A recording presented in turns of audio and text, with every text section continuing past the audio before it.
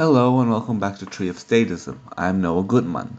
Now, in order to talk about complex subjects, we sometimes need to go back and understand the basics. For this reason, I'm referring you to two videos that I've already made. They are in my playlist, in the ideology playlist, and I would like for you to watch them and come back to this episode. One video you need to watch is about fascism, called Fascism, and the second one is about libertarianism and liberalism. For this video, we want to use our definition of citizen. A citizen is a member of society that feels like he is part of society, identifies and has an identity that is tied with it, wishes for it to prosper, and is willing to do things so that it will prosper. A subject is the opposite. It is someone who is ruled by a society but does not feel like he is part of it. He does not identify with it. He might not care about the fate of the society or might even actively undermine it. For this video, we want to distinguish between citizens and subjects and not use the legal terminology because a state can legally define you as a citizen while in reality you feel conquered, occupied, or just disenfranchised by the society. The reason this is very important is that a subject will do the minimal amount required to avoid penalties. He doesn't want to go to jail, he doesn't want to be taxed too much, he wants to avoid punishment, but if he could, he wouldn't even do that. A citizen will do more, sometimes even more than is requested. He will try to change society and save society from its own faults. A state with more citizens and less subjects will prosper more as the citizens reinforce the system where it fails. A great example of this was the 7th of October attack. Israel was attacked and surprised and was kind of taken by surprise and suffered. Certain villages were taken and the counterattack only began 8 hours later. It took a few days till the first counterattack completely took the villages back. Reserve troops immediately started flooding the south, joining the army. Some of them bypassed the army and headed directly for the villages. A great example is Brigadier General Ofer Wittner and Colonel Ofek Buchris, that both headed to the front lines, effectively acting like company commanders, despite both of them having led divisions in the past. The expansion of ISIS is another great example going the other direction. Iraq had a corrupt government led by the Shia coalitions. They had elections, but every time the Shia parties got a majority and built a coalition that favored the Shia majority. The Sunnis felt disenfranchised. When ISIS expanded, the Sunnis did not see this as like something that horrible. They thought of it as one dictatorship replacing another. Some of them regretted it later. They saw what ISIS actually was. However, at the time, they did not see a reason to fight and die for a corrupt Iraqi government to protect it against what? A different dictatorship? While legally they were citizens, they felt more like subjects. Caste systems will inevitably create subjects. People do not like being at the bottom and do not want to remain at the bottom. Some will revolt to move up the caste system. Some will not care if a master is replaced by another master.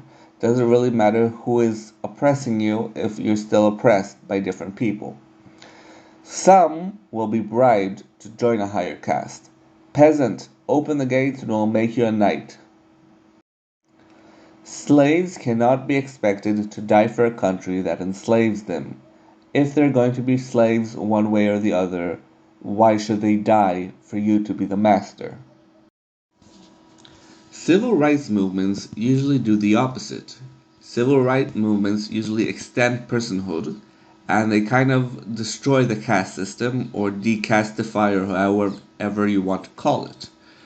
For the same reason a caste creates subjects that have no interest in the state, civil rights makes the lower castes upper castes and kind of turns them into citizens because now they have a stake in the game and they want the state that now respects them to survive and do better.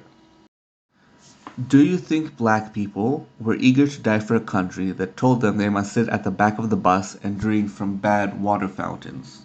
Or did they feel more attached to the country after the civil rights movement? How invested are women in a society if they feel trapped in the kitchen? How invested are they in society if they are just property to be sold between one husband to another? Will LGBT people be eager to fight for a country that hangs them when they come back because of the relationships they want to have? Going back to the two videos, we spoke of liberalism and fascism. And we spoke of them as kind of opposites. Liberalism kind of says, let the individual do whatever they want. Fascism kind of says, the individual must act for the state and for the welfare of the state.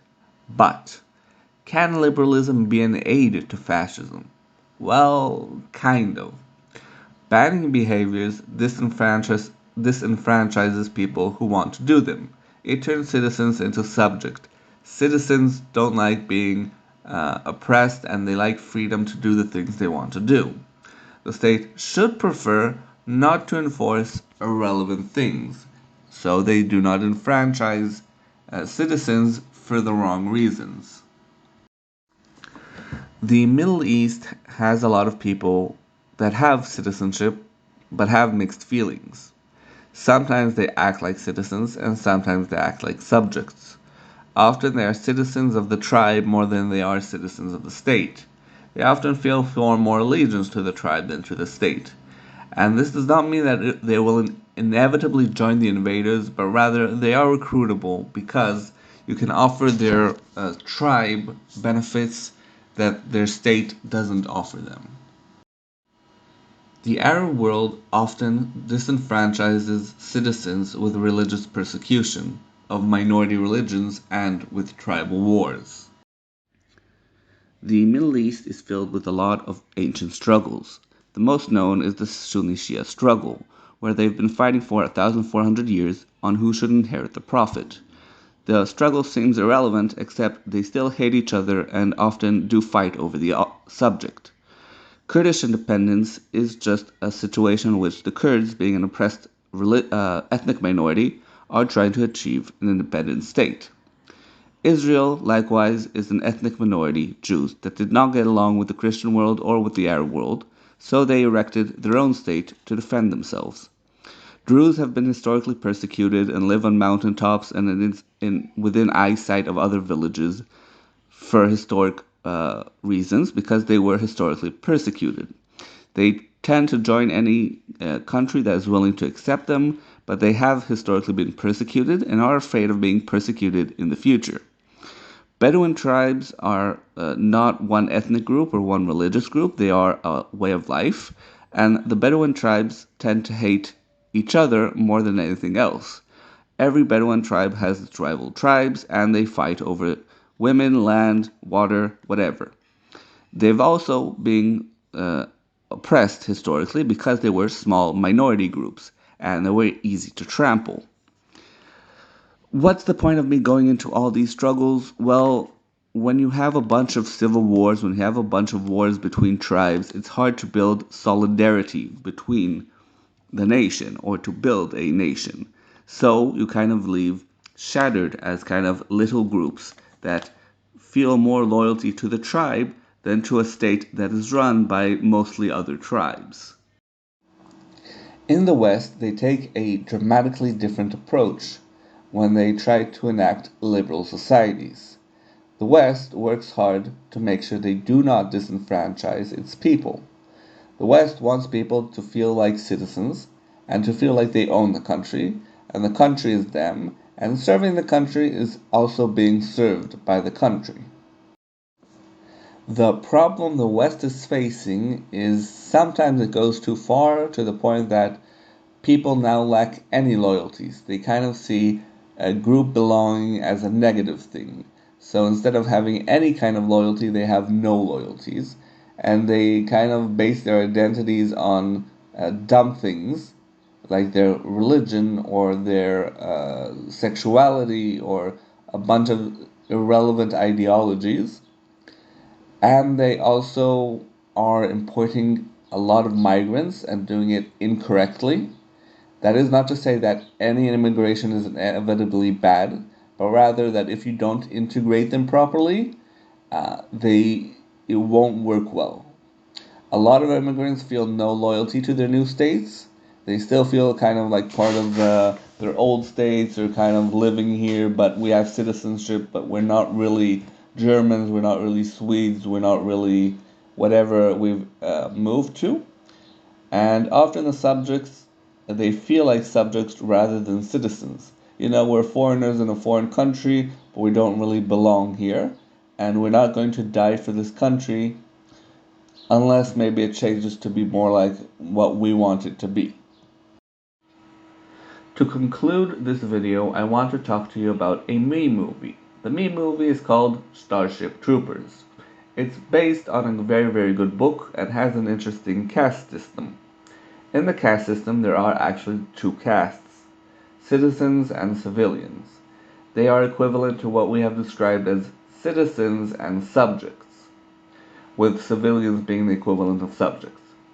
When one comes of age, he must choose, or she must choose, what they want to be. They can be a carefree civilian, or subject, that has many rights but not all of them, is limited and can't join politics, they can't run for office or be elected, there are certain public jobs they can't participate in, and the other option is to be a citizen. A citizen serves the state, possibly dying, but gains full citizenship rights, he can run for office, he can vote. But as a citizen, you have to serve the state first, and you have to take an active part in protecting the state. The choice is yours. Service guarantees citizenship. Hey guys, I'd like to wrap up this video by reminding you to please like, subscribe, and comment on my videos. All these things really help me out with the algorithm. If you have criticisms or think I can improve, comment. I'd like to get some feedback. And watch my other videos as well. If you like them as well, do the same over there. And if you really, really want to help me out, if you really want to take interest, you can always buy my book. It's on Amazon. And Kapistan by Noah Goodman.